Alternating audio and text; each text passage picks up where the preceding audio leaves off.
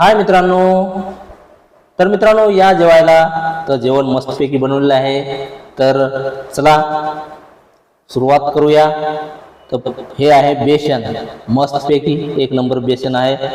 आणि हे आहे जवसाची चटणी, तर एक नंबर. कोण खाली चटणी ही आतापर्यंत तर मस्त टेस्टी चटणी आहे.